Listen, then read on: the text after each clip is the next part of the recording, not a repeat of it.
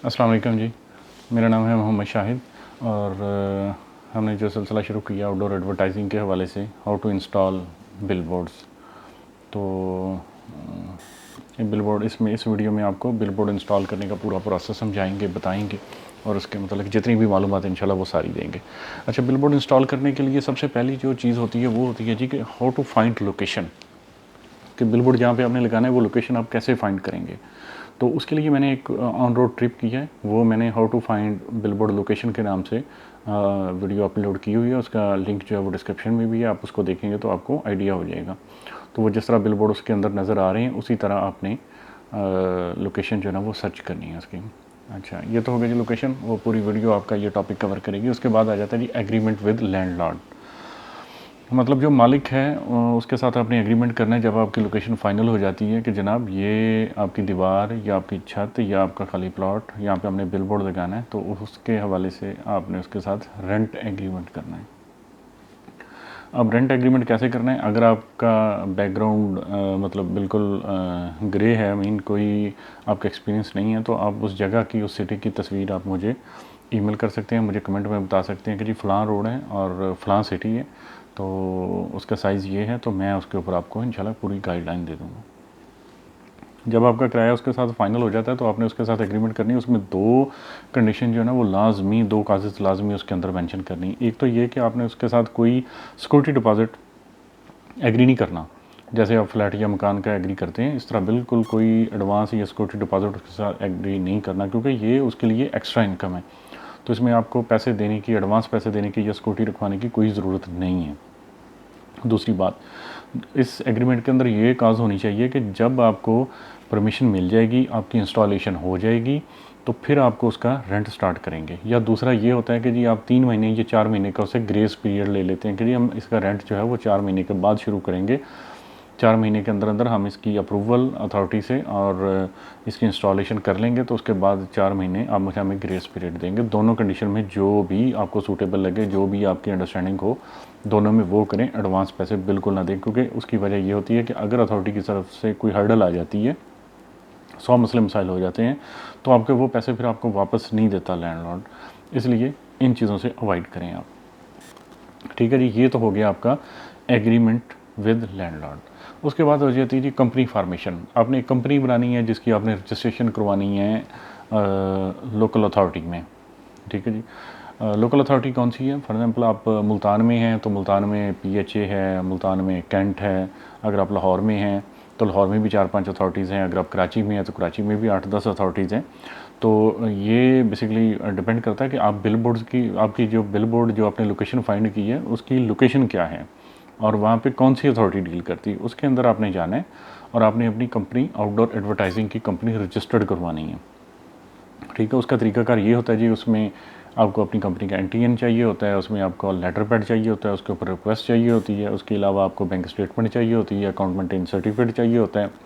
इसके अलावा एक जो अथॉरिटी होती है उसका अपना एक फॉर्म होता है जो कि आपने फिल करना होता है। उसमें आपके एम्प्लॉयज़ की तादाद और बाकी छोटी मोटी मालूमात होती हैं। ये इतना मुश्किल नहीं होता, बट वेरी करता है अथॉरिटी टू अथॉरिटी। वो सारा फॉर्म फिल करके आपने साइन स्टैम्प करके, तो ये सारी चीज़ें आपने उनको सबमिट करवानी होती हैं। और इसके साथ उनकी एक थोड़ी सी फ़ीस होती है। उसका पे ऑर्डर या कैश, वैसे कैश नहीं होता, पे ऑर्डर ही होता है या चेक होता है, तो वो आपने उसके साथ करके उनको सबमिट करवाना है। तो वो आपको 2-4 दिन में आपकी कंपनी रजिस्ट्रेशन सर्टिफिकेट आपको दे देंगे। ये हो गया जी। इसका मतलब है कि आप एलिजिबल हैं बोर्ड लगाने के। अगर आपकी कंपनी रजिस्टर्ड हो जाती है तो इसका मतलब है आप एलिजिबल हैं बोर्ड लगाने के। इसके अलावा आप बोर्ड नहीं लगा सकते। उसके बाद आ जाता है जी हाउ टू अप्लाई एनओसी, कि बोर्ड लगाने की हम अप्रूवल कैसे लें, नो ऑब्जेक्शन सर्टिफिकेट कैसे लें, अप्रूवल कैसे लें, या उसका चलान कैसे लें। अब आपकी कंपनी रजिस्टर्ड है, आपने क्या करना है कि जो आपने लोकेशन फाइंड की है उसकी आपने तस्वीर लेनी है कि उसको ट्रैफिक कहाँ से देख रही है और किधर जा रही है, उसके ऊपर मेंशन करना है अपनी डिटेल। फॉर एग्जांपल मैं अगर मुल्तान की मिसाल लेता हूँ तो 9 नंबर चुंगी पे आपका बिलबोर्ड है। आपने ये देखना है जी कि ट्रैफिक कमिंग फ्राम चौक कुम्हारा वाला एंड गोइंग टूवर्ड कचहरी चौक, कलमा चौक। ठीक है जी, वो जिधर से ट्रैफिक आ रही वो मेंशन करना है, जिधर जा रही वो मेंशन करना है, और साथ उसके साइज़ के वहाँ पे साइज़ क्या लग सकता है। नॉर्मली 90-30, 60-20 और 15/45 ये साइजेज़ लगते हैं, लेकिन नॉर्मली ऑड साइजेस भी लगा सकते हैं। उसकी आपने पिक्चर लेनी है, कंप्यूटर पे अडॉप्टेशन करनी है, उसमें उस पिक्चर में आपने कंप्यूटर पे अडॉप्ट करके दिखाना है कि जी ये बिलबोर्ड इस तरह लगेगा, इस तरह लगने के बाद इसकी ये शक्ल होगी, और उस पर फेसिंग और पूरी डिटेल आपने लिखनी है और उसका कलर प्रिंट ले लेना है। ठीक है जी। अच्छा, उसके साथ एक चीज़, सॉरी मैं मिस कर गया, जब आपने लैंडलॉर्ड के साथ एग्रीमेंट करना है तो उससे आपने एक एनओसी भी साइन करवाना है। एनओसी मतलब 100 रुपये वाला लीगल पेपर होता है, उसके ऊपर वो लिख के देता है आपको कि मैं मुसम्मी फ़लाँ फ़लाँ फ़लाँ, मैं इस कंपनी को बाहोशो हवास इजाज़त देता हूँ कि ये मेरी फ़लाँ फ़लाँ बिल्डिंग के ऊपर, छत के ऊपर या दीवार के ऊपर या प्लॉट में अपना बिल बोर्ड इंस्टॉल कर सकते हैं और मुझे कोई एतराज़ नहीं है। ये भी आपने एनओसी लेना है। वो जो एग्रीमेंट होगा वो आपने अपने पास रखना है, और ये जो एनओसी है ये आपने डॉक्यूमेंट्स के साथ लगाना है। मतलब ये जो अप्रूवल है आपकी, उसके साथ आपने अप्रूवल अप्लाई करनी है, उसके साथ ये दो डॉक्यूमेंट हो गए, एक एनओसी हो गया, एक आपका ये हो गया जो कंप्यूटर अडॉप्टेड पिक्चर है उस जगह की, उस प्लेस की। ठीक है जी। इसके साथ आपने अपने लेटर पैड के ऊपर एक रिक्वेस्ट लिखनी है उस अथॉरिटी को, टू द फ़लाँ फ़लाँ अथॉरिटी, और उसमें लिखना है अपने लोकेशन, उसमें लिखना है अपने subject, need approval for bill boards, size this this this, location this this this, और नीचे आपने उसकी पूरी डिटेल लिखनी है कि जी हमें इसकी परमिशन चाहिए। ठीक है जी। ये हो गए जी आपके 3 डॉक्यूमेंट्स। साथ आपने इसका अथॉरिटी से पता करना है कि जी इसका टैक्स कितना है। वो जितना भी उसका टैक्स होगा वो टैक्स वो 6 मंथ एडवांस भी लेते हैं, वो साल का एडवांस भी लेते हैं, वो पर मंथ भी चलते हैं। ये डिपेंड करता है अथॉरिटी टू अथॉरिटी।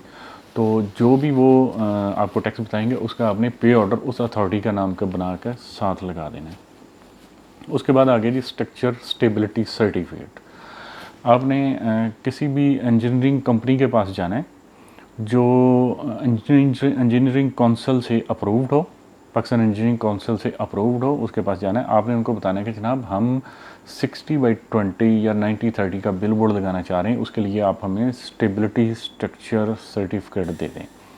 तो वो आपको स्टेबिलिटी स्ट्रक्चर सर्टिफिकेट अपने लेटर पैड पे बना के दे देंगे। उसके अंदर ये होता है कि जी इसकी हाइट कितनी होगी, इसके अंदर लोहा जो है वो कितना मोटा होगा, इसका जो पोल है वो कितने डाई का होगा, और उसकी मोटाई कितनी होगी, उसकी ऊंचाई कितनी होगी, ऊपर जो पाइप लग रहे हैं उसकी जो सपोर्ट्स हैं वो कितनी होंगी, ऊपर जो एंगल लग रहा है वो कितना मोटा होगा। वो सारी चीज़ें इंजीनियरिंग काउंसिल से अप्रूव जो इंजीनियरिंग कंपनी है वो आपको वो उसके ऊपर बना के दे देगी। ठीक है। और उसके ऊपर वो छोटी होती है कि अगर आप ये मटेरियल लगाएंगे तो आपका बिल बोर्ड, अल्लाह रहम करे, कोई तूफ़ान आंधी आती है तो वो गिरेगा नहीं उसके अंदर, क्योंकि उनके एक्सपेरिमेंट किए होते हैं तो वो सारी चीज़ें उनको पता होती हैं। तो वो उस हवाले से वो स्टेबिलिटी सर्टिफिकेट हम आपको बना के दे देते हैं, जो कि आपके इंस्टॉलेशन में भी काम आता है। ये डॉक्यूमेंट भी आपने उसके साथ लगाना है। ये साथ लगा के आपने वहाँ पे जाके इसको अप्लाई कर देना है। वो आपको बता देंगे जी इसकी अप्रूवल फ़लाँ दिन मिलेगी, या हफ़्ता लगेगा, या 10 दिन लगेगा। लेकिन यहाँ पे लाम वाला मतलब आपको उनसे मतलब ऑफ द रिकॉर्ड मिलना पड़ता है इन सारी चीज़ों के लिए। अच्छा, उसके बाद आपको वहाँ से परमिशन मिल जाती है। परमिशन मिलेगी, वो आपको एनओसी दे देंगे, उसका चालान दे देंगे कि जी 1 साल के लिए आपका ये चालान है, आपने टैक्स दे दिया, आप इसका अपना बिल बोर्ड इंस्टॉल कर सकते हैं। फिर उसके बाद आप जाते हैं जी फैब्रिकेटर्स के पास, जो लोग लोहे का काम करते हैं, जिनका बिल बोर्ड बनाने का मतलब एक्सपीरियंस है, उनके पास जाते हैं आप। उनको आप लोकेशन दिखाते हैं, उनको आप जो है ना वो अपना सारी चीज़ें उनके साथ डिस्कस करते हैं कि जी आप यहाँ पे ये हमें मटेरियल चाहिए, और उसे आप कोटेशन लेते हैं। 2-3-4 लोगों से आप कोटेशन ले लेते हैं जो आपको सस्ता पड़े, क्योंकि वहाँ पे वो टेक्निकली सारी चीज़ें मेंशन करते हैं कि ये इसका मतलब जो मटेरियल होगा वो ये होगा, उसकी टेक्निकलिटीज़ सारी मेंशन करते हैं कोटेशन के ऊपर। तो आपने सारी 2-3 लोगों से कोटेशन लेके जो आपको बेहतर लगे आपने उसके साथ फाइनल कर देना।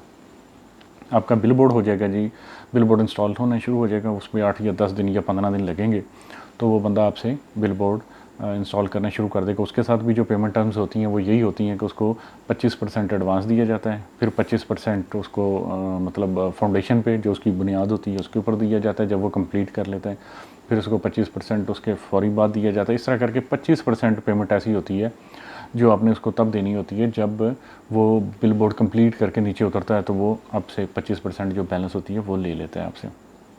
अच्छा, अब आपको क्या पता है कि जी ये बिल बोर्ड कितने का लगेगा और मतलब इसकी क्या कॉस्ट होनी चाहिए। उसके लिए आप मुझे बता सकते हैं कि जी फ़लाँ सिटी के अंदर ये बिल बोर्ड लगाना है तो उसकी एस्टिमेटेड प्राइस वो मैं आपको बता दूंगा इंशाल्लाह। उसमें कुछ 10-20-50 हज़ार का तो फ़र्क हो सकता है, इससे ज़्यादा फ़र्क नहीं हो सकता। ये आपका बिल बोर्ड लग जाएगा जी। जिस दिन आपका बिल बोर्ड लग गया उस दिन आपने लैंडलॉर्ड के साथ अपना किराया स्टार्ट कर देना है, ठीक है। उससे पहले आपने उसको कोई पैसा नहीं देना। ये आपकी टर्म्स कंडीशन डिसाइड होनी चाहिए, अदरवाइज़ आपको नुकसान होगा। ये 1 साल के लिए आपका बिल बोर्ड वैलिड होगा, लेकिन 1 साल के बाद ये नहीं है कि ये बिल बोर्ड उतर जाएगा, ये इसको कोई तोड़ देगा, ऐसी बात नहीं है। हाँ, अलबत्ता कोई बहुत बड़े ऑर्डर जैसे पिछले दिनों सुप्रीम कोर्ट ने ऑर्डर्स किए थे वो एक सेपरेट इशू है। उसमें भी ये कहा था कि जी जो गवर्नमेंट की लैंड के ऊपर लगे हुए हैं वो उतार दें, इसके अलावा और कुछ नहीं है। तो अगले साल आप फिर उसका वही टैक्स देंगे और उसको रिन्यू करवा लेंगे। इस तरह बिल बोर्ड चलते रहते हैं। अब इस बिल बोर्ड को आपने लगा लिया, अब आगे इसका क्या करना है वो मैं आपको इंशाल्लाह नेक्स्ट वीडियो में बताऊंगा। और अगर आपने मेरी पहली वीडियो देखी है बिल बोर्ड अर्निंग, उसमें भी आप अगर देखें तो आपको काफ़ी सारी गाइडलाइन मिल जाएगी। लेकिन इंशाल्लाह नेक्स्ट वीडियो बिल बोर्ड बनाने के बाद उसकी मार्केटिंग कैसे करती हैं तो वो सारी डिटेल में आपको इंशाल्लाह नेक्स्ट वीडियो में बताऊंगा। तो हमारे साथ रहिएगा, चैनल को सब्सक्राइब करें। अगर आपको इन्फॉर्मेशन अच्छी लगी तो सब्सक्राइब करें, बेल आइकन भी दबाएं ताकि इससे हमारी हौसला अफजाई होती रहे और हम आपको नई से नई वीडियो और इस तरह की नई बिज़नेस अपॉर्चुनिटीज़ देते रहें। बहुत शुक्रिया जी, अपना बहुत सारा ख्याल रखिएगा। अल्लाह हाफ़िज़।